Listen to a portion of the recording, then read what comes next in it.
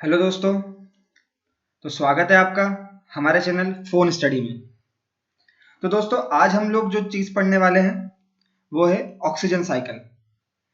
ठीक है। अभी तक हमने नाइट्रोजन साइकिल पढ़ ली, वाटर साइकिल पढ़ ली, कार्बन साइकिल पढ़ ली और आगे भी हम थोड़ी बहुत साइकिल्स और जो पढ़ेंगे। दोस्तों ये जो साइकिल्स है आपको मैं बता चुका हूँ कि क्यों जरूरी है, और ऑक्सीजन का महत्व तो आपको पता ही है कि क्या है हमारी जिंदगी में। आप सबको पता था कि 78% क्या है हमारे इसमें अर्थ पे, नाइट्रोजन। ठीक है। नाइट्रोजन कौन से फॉर्म में रहता है? तो N2।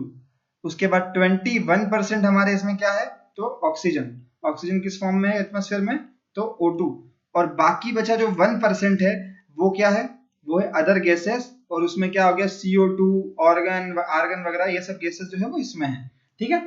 तो आज हम लोग जो पढ़ रहे हैं वो ऑक्सीजन साइकिल। दोस्तों ऑक्सीजन साइकिल ज्यादा कुछ नहीं है, केवल वही है कि ऑक्सीजन, मतलब जो मैं आपको बता चुका था कि साइकिल क्या होती है कि ऑक्सीजन यहाँ से चल के कहीं और जाएगी, यहाँ, फिर यहाँ से यहाँ, यहाँ से यहाँ होके वापस से अपने इनिशियल पॉइंट पे वापस आ जाएगी, है ना। ये ऑक्सीजन साइकिल है। कोई सी भी साइकिल यही होती है और क्या होती है। ठीक है। तो ऑक्सीजन फ्रीज जब O2 फॉर्म में थी वो किस इंसानों ने ली? पेड़ों ने ऑक्सीजन, मतलब हवा में ऑक्सीजन थी या पेड़ों ने ऑक्सीजन छोड़ी, इंसानों ने ली, फिर से उसके बाद CO2 ली, फिर वहां से वापस ये हुआ और ऑक्सीजन फिर आ गई। तो ये साइकिल जो है ये ऑक्सीजन साइकिल है। तो हम देखते हैं। ठीक है। क्या है? तो oxygen cycle the cyclic process. ठीक है। ये साइक्लिक जो मैंने कहा था कि ऐसे घूम, साइक्लिक मतलब घूम के वापस उस स्थान पे आना। by which oxygen element is circulated continuously through the living and non-living components। Living और नॉन लिविंग दोनों की बात हो रही है यहाँ पे, ध्यान रखना, केवल लिविंग ही रिस्पॉन्सिबल नहीं है। ठीक है।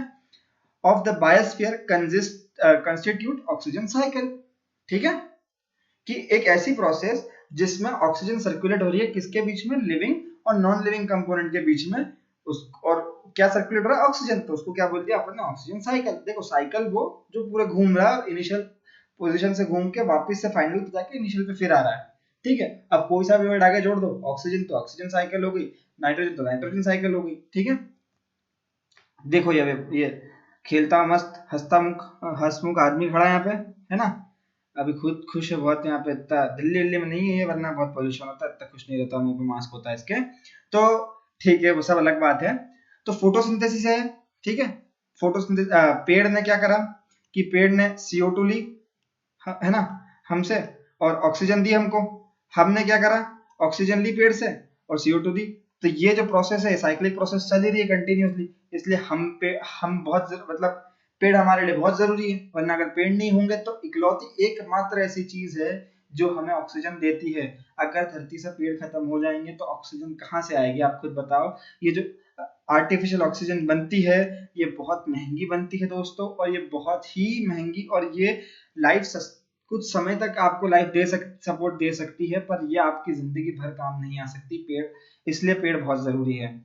ठीक है। तो हम आगे देखते हैं क्या है। ऑक्सीजन साइकिल 3 प्रोसेस इन्वॉल्व है इसमें, और आप सबको पता है कौन कौन सी? रेस्पिरेशन, कंबशन और फोटोसिंथेसिस। आप सब इन तीनों प्रोसेस से बहुत अच्छे से अवगत है। रेस्पिरेशन मतलब सांस लेना, कंबशन मतलब जलना, है ना, और फोटोसिंथेसिस मतलब कि पेड़ जो प्रक्रिया करते हैं सांस लेने वाली, हमारे इंसानों में होती है उसको रेस्पिरेशन बोलते हैं, और जो पेड़ों में होती है उसको फोटोसिंथेसिस बोलते हैं। ठीक है। दोस्तों बात यह है कि अभी रेसिपी हम पढ़ते हैं। बात यह है कि बहुत सिंपल साइकिल थी, कुछ नहीं था, पढ़ाना इतना जरूरी नहीं था इस साइकिल को, पर ये होता है कि हर बच्चे के लिए हर टॉपिक पे वीडियो बनाना जरूरी है। हर बच्चा एक जैसा नहीं होता, और मेरा ऐसा मानना है दोस्तों कि मैं भी जब स्कूल जाता था या जब मैं कॉलेज जाता था तो मैं बहुत सारी चीजें ऐसी होती थी जो मुझे पहले से पता होती थी, और शायद आपको भी पता होता होगा, किसी न किसी टॉपिक के बारे में सबको पहले से पता होता है। पर तो हम उस समय क्या करते हैं कि हम उस समय टीचर को अनसुना कर देते हैं। हम सोचते हैं कि क्या ही कर लेगा, क्या बता देगा टीचर। पर दोस्तों ऐसा नहीं है। मैं भी वो बहुत गलती करता था, और मैं चाहता हूँ कि जो गलती मैं कर रहा हूँ वो गलती आप ना करें कभी। दोस्तों ऐसा होता है कि वो आपसे बहुत अनुभव है, ठीक, वो अगर पढ़ा रहा है तो उसमें कुछ तो आपसे अच्छा होगा, शायद ना भी हो, पर उसने एक अलग जिंदगी जी है, वो एक अलग लाइफ जिया, तो उसे 4 बातें नहीं पता होगी। आप जब भी कोई चीज पढ़ेंगे तो आपको 2 या 4 बातें नई सीखने को हमेशा मिलेगी, चाहे उस टॉपिक से रिलेटेड बात ना हो, उस टॉपिक से रिलेटेड ना भी हो, पर फिर भी आप ऐसी एक या दो बात ऐसी बिल्कुल सीखेंगे, शायद वो आपकी जिंदगी में बहुत काम आ जाए। तो दोस्तों कभी भी ऐसी चीजों का अनसुना नहीं करना, क्या पता कब कौन सी चीज काम आ जाए और आपको वो चीज ना पता, वो पॉइंट ना पता, वो उस जैसे मेरे इस वीडियो में हो या वो टीचर बोल रहा हो। ठीक है, तो हम देखते हैं रेस्पिरेशन। रेस्पिरेशन क्या है? All living organism take in simple sugar and oxygen and release CO2, water and energy. ठीक है, सबसे पहले कीवर्ड देखो क्या है।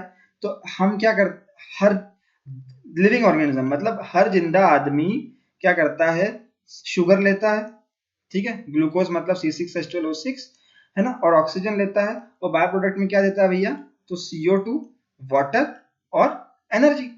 ठीक है, अब मेरी बात सुनो दोस्तों कि रेस्पिरेशन प्रोसेस सबको पता है कि क्या हुआ, C6H12O6 ग्लूकोज का फॉर्मूला है, हमने ग्लूकोज और ऑक्सीजन जो पेड़ों से उसको यूज करा, और क्या बाय प्रोडक्ट दिया, तो CO2 अपना बाहर छोड़ दी, पानी आपको पता है कहाँ से निकल जाता है, और एनर्जी जो है ATP के फॉर्म में हम यूज कर लेते हैं। ठीक है, एडेनोसिन ट्राइफॉस्फेट बोलते हैं एटीपी को, एटीपी के फॉर्म में हम एनर्जी को यूज कर लेते हैं, जिससे हमारी बॉडी चलती है। एनर्जी के बिना हमारी बॉडी वर्क नहीं करेगी।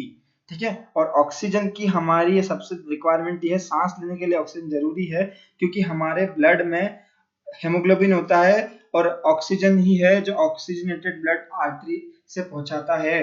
ठीक है, और अगर ब्लड में ऑक्सीजन नहीं होगा तो आपके हाथ पैर मूव नहीं कर पाएंगे ढंग से। ठीक है, तो ऑक्सीजन की रिक्वायरमेंट बहुत ज्यादा होती है। हेमोग्लोबिन, ठीक है, आगे देखते क्या है। तो कंबशन मतलब जलना। तो इस प्रोसेस में क्या होता है भैया कि ऑक्सीजन जली, और देखो सबसे मेन चीज है कि कंबशन में ऑक्सीजन की बहुत बड़ी जरूरत है। अगर ऑक्सीजन नहीं होगी तो चीज कैसे जलाओगे? एक काम करना, आप एक वो एक्सपेरिमेंट आपने आपके बुक में दे रखा होगा या आपने पढ़ा ही होगा कि एक कैंडल ली, उस कैंडल को आपने बर्न करा, और उसके ऊपर आपने एक कांच का बीकर रख दिया, तो जब तक उस बीकर के अंदर ऑक्सीजन रहेगी तब तक ये कैंडल जलेगी, जैसे ही ऑक्सीजन खत्म तो ये कैंडल बुझ जाएगी। मतलब दुनिया में ऑक्सीजन जलने के लिए भी बहुत जरूरी है, जलाने के लिए चीजें भी बहुत जरूरी है, और अगर आपको जिंदा रहना है तो जलने के लिए तो है ही। ठीक है, तो during the process of combustion और burning oxygen reacts with carbon to form CO2। Oxygen carbon के साथ रिएक्ट होकर क्या बना देगी, CO2 गैस बना देगी, है ना। ये हो गई आपकी CO2 जो ये निकल रही है, इतना धुआं इतना पोल्यूशन हो रखा है आजकल की क्या बताएं। ठीक है, अब फोटोसिंथेसिस। फोटोसिंथेसिस कुछ नहीं है दोस्तों, जो हम रेस्पिरेशन है हमारा, वो पेड़ों का फोटोसिंथेसिस है। ठीक है, हम रेस्पिरेशन कर रहे हैं, पेड़ हम फोटोसिंथेसिस कर रहे हैं, बस ये प्रोसेस चलती जा रही है और जिंदगी चलती जा रही है, उनकी भी हमारी भी। ठीक है, तो क्या है कि carbon dioxide gas from atmosphere is absorbed by green plants in the presence of sunlight to form carbohydrates and oxygens. Thus, oxygen is liberated in atmosphere. देखो दोस्तों, सिंपल शब्दों में बताता हूँ मैं आपको, और सिंपल, कि ये जो पेड़ होते हैं ना, ये जो ये इनमें जो हरा कलर होता है, ये क्लोरोफिल की वजह से होता है। ठीक है, क्लोरोफिल क्या करता है, ऐसा पिगमेंट रहता है जो सनलाइट को एब्जॉर्ब करता है। ठीक है, और सनलाइट से, और हमारी दी हुई कार्बन डाइऑक्साइड, जानवरों की दी हुई कार्बन डाइऑक्साइड से, और जो पानी इनके पास रहता है उससे, ये बाय प्रोडक्ट में क्या बनाता है, तो इनके लिए एक तो एनर्जी बनाता है और ऑक्सीजन बनाता है, जिसे हम यूज कर लेते हैं। ठीक है, कोई दिक्कत नहीं? एक बार और बताऊं क्या होता है फोटोसिंथेसिस। तो फोटोसिंथेसिस क्या होता है बेटा, कि पेड़ सनलाइट की मदद से, हमारे या जानवरों के दी हुई CO2 से, और जो उसके पास जो पानी है रूट्स में उसकी मदद से, इन तीनों की मदद से उसके अंदर जो क्लोरोफिल पिगमेंट है, ठीक है, क्लोरोफिल पिगमेंट क्या करता है, जो हरा कलर का होता है, जिसकी वजह से पेड़ का कलर हरा होता है, वो आ, उसके खुद के लिए ग्लूकोज मतलब एनर्जी बनाता है, और ऑक्सीजन बनाता है, और ऑक्सीजन बाय प्रोडक्ट के रूप में बाहर छोड़ देता है, जिसे हम इनटेक करते हैं और हमें रेस्पिरेशन में काम लेते हैं, और ऑक्सीजन साइकिल कंटिन्यूस चलती रहती है। ठीक है, तो लाइफ सस्टेन करने के लिए ऑक्सीजन की बहुत महत्ता है। तो दोस्तों ऑक्सीजन केवल O2 में ही नहीं रहती, ऑक्सीजन एक और फॉर्म में रहती है O3, है ना। तो O2 में तो अपन ने बोल दिया ऑक्सीजन, और O3 को अपन बोलते हैं ओजोन, आप सबने सुना होगा। तो दोस्तों ओजोन लेयर जो है वो हमारे स्ट्रेटोस्फीयर में है। ठीक है, तो ओजोन लेयर और ozone shield is a region of earth stratosphere that absorb most of the sun ultraviolet radiation it contains high concentration of oxygen in relation to other parts of the atmosphere, although still small in relation to other gases in the stratosphere. देखो दोस्तों ये है कि अर्थ में बहुत सारी layers हैं, thermosphere, stratosphere, mesosphere, ionosphere, ठीक है। तो यहाँ पे कहीं पे ओजोन लेयर है O3, ठीक है, जिसने अर्थ को ढक रखा है, जैसे ये दिख रहा है ना आपको ये। अब ये क्या होता है दोस्तों कि स्ट्रेटोस्फीयर में, ट्रोपोस्फीयर के ऊपर जो स्ट्रेटोस्फीयर है उसमें क्या होता है कि अगर ओजोन है तो ओजोन आपको यूवी लाइट से प्रोटेक्ट करता है। मैं आपको बहुत सिंपल तरीके से समझाता हूँ कैसे करता है दोस्तों। ये मतलब आपको शायद ही कहीं स्कूल में बताएंगे, कहीं पे बताएंगे। देखो दोस्तों, वहां पर एक ही आपको पता है कि स्ट्रेटोस्फीयर 30 से 31 किलोमीटर ऊपर है अर्थ के, मतलब वहां पे प्रेशर जो होगा वो कुछ और ही होगा, वहां पे ग्रेविटेशन फोर्स कुछ और होगा, ठीक है, ये सब अलग बात हो गई। अब यूवी रेज जो है वो सन से आ रही है ना, सन से यूवी रेज आ रही है, पूरे एटमॉस्फेयर में ऑक्सीजन तो है ही, ठीक है। तो शायद वो एक फेवरेबल कंडीशन जगह थी उसके लिए जहां पे जो यूवी रेज है वो ओजोन से रिएक्ट कर जाती है, ओजोन से नहीं, सॉरी, किससे रिएक्ट कर जाती है, ऑक्सीजन से रिएक्ट कर जाती है, और ऑक्सीजन को दो हिस्सों में तोड़ देती है, ठीक है।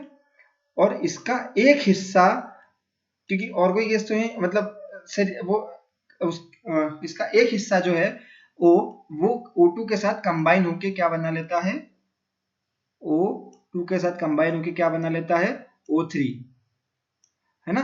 तो ये क्या बन गया, ओजोन। पर दोस्तों ये प्रोसेस ऐसी नहीं है कि केवल ओजोन ही बन रहा है, ठीक है, एक साइकिल और चलती है इसमें। ये ओजोन फिर से यूवी लाइट से रिएक्ट करती है, ठीक है, और यूवी लाइट से रिएक्ट करने के बाद ये फिर से दो हिस्सों में बढ़ जाता है, किसमें, O2 और O में, है ना। तो O2 और O में जब ये बढ़ता है तो ये ऑक्सीजन आपको फिर मिल गई। तो यहाँ पे इसकी खुद की ऑक्सीजन साइकिल अलग चला ही रहा है भैया। तो यहाँ पे ओजोन बनती भी जा रही है और ओजोन डिप्लीट भी होती जा रही है, पर उस स्पीड से नहीं हो रही, ठीक है। अब ये चीज तो हो गई। तो ओजोन लेयर आप समझ गए क्या रिक्वायरमेंट है। अगर यूवी रेस ओजोन एब्जॉर्ब नहीं करेगा तो क्या होगा, तो यूवी रेस सीधे अर्थ पे आएगी, और अगर यूवी रेस सीधे अर्थ पे आएगी तो ये अर्थ के हैबिटेबल जोन में, हैबिटेबल जोन मतलब जो लाइफ सस्टेन करती है, जहाँ पे लोग लाइफ सस्टेन करते हैं, मतलब जहाँ पे एनिमल्स या हम ह्यूमंस रहते हैं, उन पे सीधे स्किन पे पड़ेगी और स्किन कैंसर होने के चांसेस बहुत बढ़ जाते हैं, यूवी रेस इतनी हार्मफुल होती है। तो उस स्किन कैंसर की वजह से हमारे लोगों की डेथ भी हो सकती है, और अगर केवल हम नहीं, एनिमल्स भी उससे अफेक्ट होंगे, तो उससे वो लाइफ सस्टेन नहीं हो पाएगी अर्थ में। इसलिए ओजोन लेयर हमारी अर्थ के लिए बहुत जरूरी है ना। इसीलिए ओजोन लेयर डिप्लीशन जो हम नेक्स्ट चीज पढ़ रहे हैं कि ओजोन लेयर का डिप्लीशन जो हो रहा है वो कहाँ हो रहा है, तो वो अंटार्कटिका में ओजोन लेयर का डिप्लीशन हो रहा है, ठीक है। ये अर्थ है, अर्थ में सबसे नीचे अंटार्कटिका, मतलब अर्थ में एक नॉर्थ पोल और साउथ पोल, तो नॉर्थ पोल में अंटार्कटिका है, सॉरी साउथ पोल पे अंटार्कटिका अर्थ की, है ना। तो अर्थ की जो साउथ पोल पे जो अंटार्कटिका है वो सबसे ठंडी जगह है पूरे अर्थ की, ठीक है, वहां पे बर्फ ही बर्फ है। तो यहाँ पे हमें अभी कुछ समय, मतलब कुछ 50-100 सालों में ओजोन डिप्लीशन देखने को मिल रहा है ना।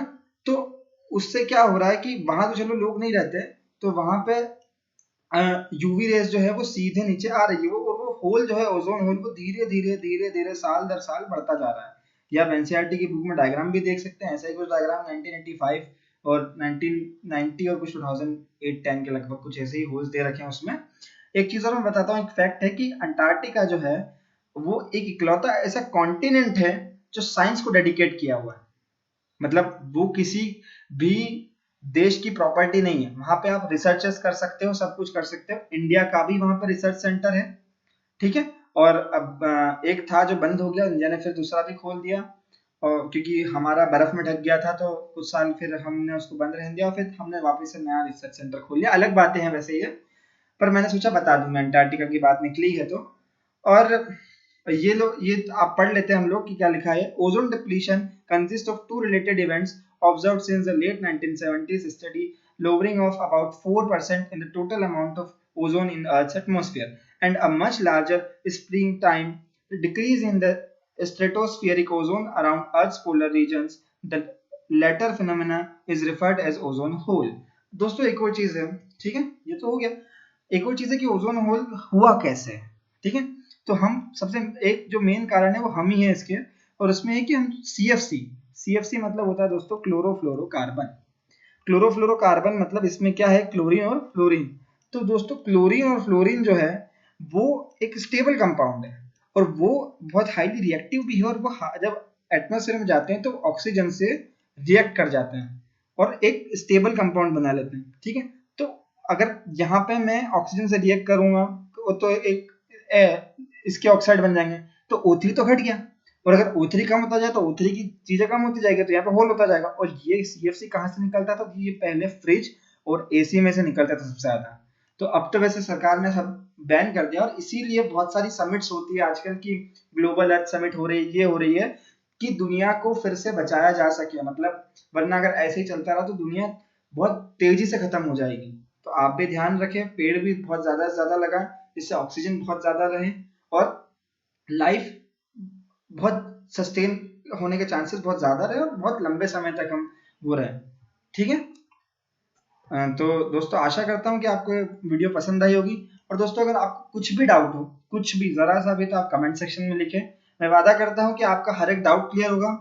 और दोस्तों हर लेक्चर की PDF आपको डिस्क्रिप्शन में मिल जाएगी, ठीक है।